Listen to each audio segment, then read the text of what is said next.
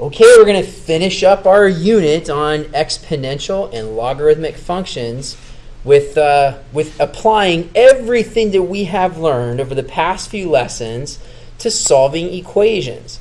Okay, so now we're taking everything that we've done to solving equations. So what I'm going to probably continually say is that, if you get stuck on this, go back to the previous videos because there's really one main note that you need to account for. And the main note is this. Since exponentials and logarithms are operations, we can actually perform those operations on both sides of equations, but really only one operation. So here's the only note. We can take either the log or the ln of both sides of an equation. And that is the only note. Can you believe that? Everything else is work, is practice. That's the only note. We can take the log or the ln of both sides of an equation. And there's the note. Because sometimes you have a case where, here's an example. Sometimes you have a case where the exponent is in the variable is in the exponent. Right? How do we get access to that x? We can take the log of both sides. Right? If you take the log of both sides of the equation, you now have access to the exponent. Okay, so, and you might look at this example and think, well, how do I have access to that exponent? And I say, well, properties of logarithms, right? You can use properties of logs by taking the log of both sides. You now have access to the variable. So if your variable is in the exponent, you can gain access to that variable by taking the log of both sides. And that's just a quick example of how that works. Okay, so you can completely do that. Okay, so we're just using some generic algebra after we understand this note, that we can take the log or the ln of both sides of an equation. There's the note. Everything else is practice. Okay, so let's get to work then, and we can look at equation number 1. So we have a variable in the exponent, and we can gain access to that variable in the exponent by taking the log of both sides. But I'm going to show that to you second. The first way I'm going to show you is that there's another way of solving this equation. Another way of solving this equation before doing taking the log of both sides, and since I'll show you two different ways, I'll write the equation twice. Since there are two ways, I'll show you the first way. The first way is if we can express both sides in a common base. So can we express this equation with a common base? And you look at the number 16, and you look at the number 32, and hopefully you are thinking about what we covered in a previous lesson about common bases. Did you know 16 can be written with a base of 2, and 32 can also be written with a base of 2. So we can completely rewrite this as 1 over, okay, and then 16 is written with a base of 2 as 2 to the 4th power, and then that's going to be equal to not 32, because 32 is 2 to the 5th power, and all that is being raised to the 3x power. Okay, so we can express this equation with a common base. And then what we can do is apply two laws of exponents. Okay, so we have a couple of laws. Law, right? 1 over a to the negative n equals a to the n. And then a to the n to the mth is equal to a to the nn. So we can use two laws of exponents, these two laws, and then completely clean up this equation. All right, so this is one way without using that note. We can express this with a common base. So knowing that 1 over a to the negative n is a to the positive n, we can do the same thing here. 1 over 2 to the 4th is actually 2 to the negative 4th. And then 2 to the 5th to the 3x is 2 to the 15x. I have just applied those two laws of exponents. And guess what? We now have a pretty interesting thing occurring. Because if the bases are the same, the exponents must be the same. Okay, so if the bases are equal, then the exponents must be equal. And that's a neat thinking thing to think about, right? So if we have our two bases that are the same, both bases are 2, then the exponents must be the same. So -4 must be equal to 15x. Okay, so this is one way of doing this particular problem. So I could easily say that -4 is equal to 15x, and so quite simply from there, x is equal to -4/15, and we have solved for x. Okay, so that's one way of solving this first equation, is by expressing the equation with a common base. So if there is a common base to express it with, you can do that and then make things easier. So there's always that option. But like I said, I'm going to show this using the note. And remember the note. The note is that we can take the log of both sides of an equation. Okay, so if our variable is in the exponent, we can gain access to that variable by taking the log of both sides. And we can do that. That's a legal step. We're just performing an operation on both sides of the equal sign. So I can say, well then, the log of 1/16 is equal to the log of 32 to the 3x, right? And then I could look at it that way, but then knowing that this log has a base of 10, that's not helpful. Is there a different base I could use for my log? And the same question comes back, again from previous notes. If what I'm about to do is confusing, you're going to have to go back to a previous lesson, because I have to look, what's a common base for both 16 and 32? Isn't it 2? Right? So wouldn't the log base 2 be a more appropriate logarithm to take rather than base 10? So we use that, and then from there we can use properties of logarithms. Okay, so understanding that, we can use properties of logs. So check out the left-hand side. We would now have, with this, the log base 2 of 1 minus the log base 2 of 16 being equal to, again, properties of logs, 3x times the log base 2 of 32. Okay, so I have applied my properties of logarithms here. And again, if this is confusing, go back to the previous video on properties of logarithms. And then I can start applying some figures to this. Because guess what the log base 2 of 1 is? 2 to what power is 1? 0. Okay, and then I have minus. And then log base 2 of 16. 2 to what power is 16? 4. And then I have my equal sign. And then I have my 3x. And I'm multiplying that by, guess what? 2 to what power is 32? That's 5. Okay, so this is what's happening. I could take the log of both sides using an appropriate base and start crunching some numbers. All right, so 0 minus 4 is -4. 3x times 5 is 15x. And check it out. We are right where we were in the previous method of doing it. Either way, x is -4/15.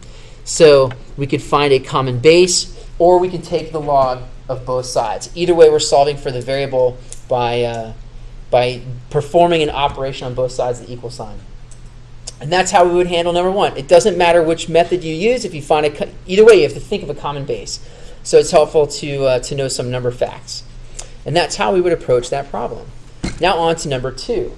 Right? You look at number 2 and you're thinking, what common base can I use for 2 and 5? And I can't think of one. If you do, awesome sauce. I'm not there yet. So I'm just going to go ahead and take the log of both sides. So if I take the log of both sides, I'm going to have access to my exponent. And that's what I want. I want access to my exponent because that's where the variable is. So I take the log of both sides and then apply some properties of logs. And here's where you have to be careful. You've got to know where multiplication is occurring. So with this, on the left-hand side, I use my property of logs. Right? So I have my 3x minus 5, and that's being multiplied by the log of 2, equaling the log of 5. All right, totally legit. So that's a step that I can take. There are multiple things that I can do from here. I can do all sorts of fun stuff. I can start typing things into my calculator now. I can continue solving for x. There are so many different ways that we can approach the solution from here. What I'm going to do is, and some of you might be thinking, can we use the distributive property? Knock yourself out. What I'm going to do is divide both sides by log 2 first. I'm going to do that. And so that will leave me 3x minus 5 equals the log of 5 over the log of 2. And even from here I could do a whole bunch of stuff. I can punch this into my calculator, but I'm going to continue solving for x. I'm going to add 5 on both sides, but I'm going to be careful in doing so. Okay? So if I add both sides by 5, I have to be careful. I'm adding whatever this is plus 5. Okay, so I'm being careful, just like we did back in the beginning of the year with literal equations. So if you remember all that stuff we did with literal equations, this is totally paying off. And then lastly, I'm going to divide both sides by 3. Right, so I have x equals log of 5 over log of 2 plus 5 all over 3. And this is where I gave the warning about having a calculator. I'm going to use a calculator. So I could have used a calculator along any step, but what I like to do is save it till the very end. So I'm going to show how I would punch this craziness into a calculator. I'm going to account for my entire numerator. And in my entire numerator, I've got some crazy stuff going on. So I'm going to figure out what the log of 5 divided by the log of 2 is, right? And I'm going to close my numerator, or at least close that crazy part of the numerator. I'm going to add 5 to that, and then close the entire numerator. Okay, so I have to be careful. I've opened an entire numerator, and in that numerator, I had an operation going on. I closed the operation, I finished the numerator, close the numerator. And then I divide that by 3. And then whatever that's going to come out to be will be my solution. So we have, it's better to see there, we have our number. And like I had said before, we want to round this to 4 decimal places. So x is actually going to be 2.4406. So there is my solution set. Okay, I could have used the calculator at any point in time. I could have used it here. I could have used it here. But I am personally an algebra nerd. I love solving equations, so I wait till the very end and then use the calculator there.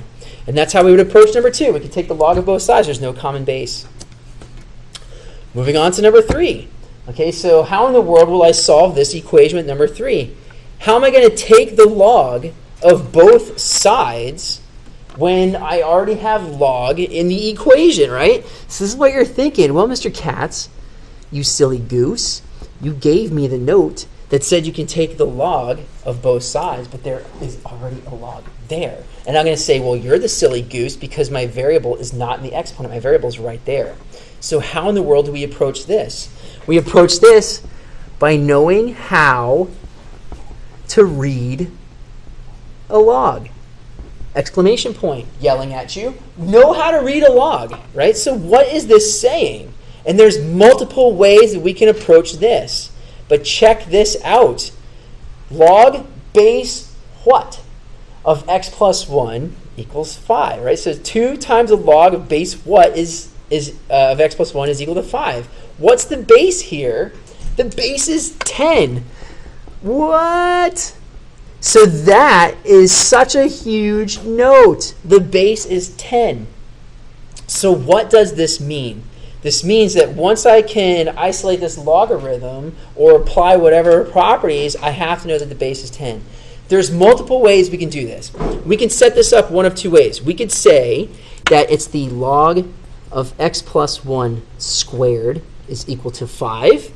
Or we could say that the log of x plus 1 is equal to 5 over 2, because I can divide both sides by 2. So I could approach this from one of two ways. But either way, knowing when I have a logarithm, I'm not taking the log of both sides, I have to know that the base is 10, right? Isn't that craziness? So if I set it up one way, I know that 10 to the 5th power is equal to x plus 1 squared. Or I could tell myself that, well, 10 to the 5/2 power is equal to x plus 1.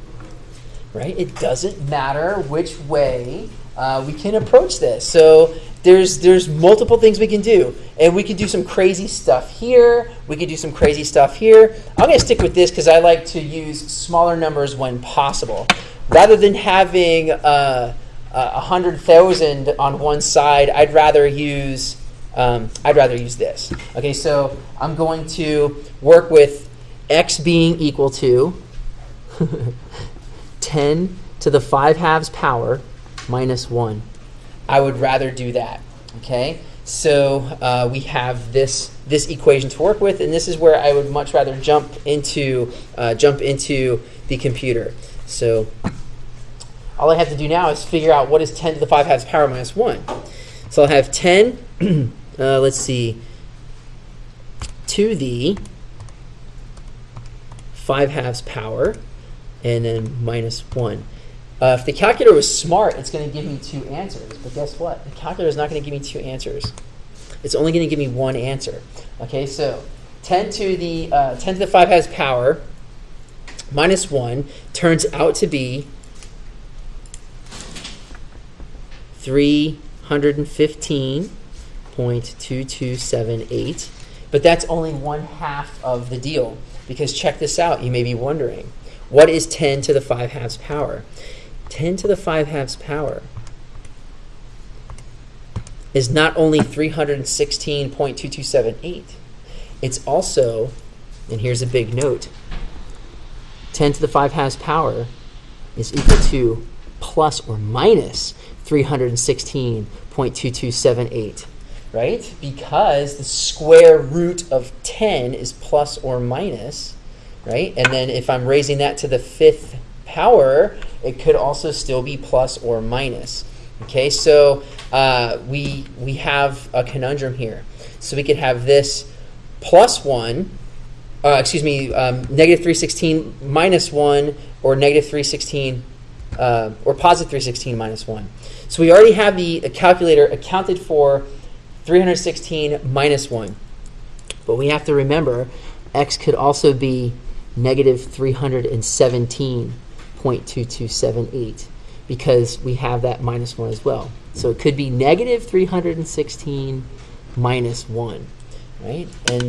And when if you were to plug either one of those answers back in, it would completely work. Okay, so we have to be careful when we're taking the log of both sides, especially if your index is 2. So there's how that works. So we got to be careful. We need to know how to read a log and understand that sometimes the base is 10. So we got to be careful there. Now, if you were to approach it from this side, we would have the quadratic formula, but dealing with x squared plus 2x plus 1, and then pretty much minus 100,000. So this big thing, c would be negative 100,000, and that's a big C. So I'd rather do it this way. So that's how we would approach number 3. On to number 4, because now we have an ln, right? Darn it, Mr. Katz. An ln. How am I going to take the log of both sides when I have an ln? And it's the same thing, right? Know how to read a log. So we're going to know how to read this, and we're going to remember that the base is not 10, the base is e, right? So the natural log has a base of e. And so we have to remember this. So what this is saying then, this particular equation is saying e to the 3rd power is equal to t minus 1 squared. Okay, and then what we can do from here is something similar. We can take the square root of both sides. We can raise both sides to the 1/2 power.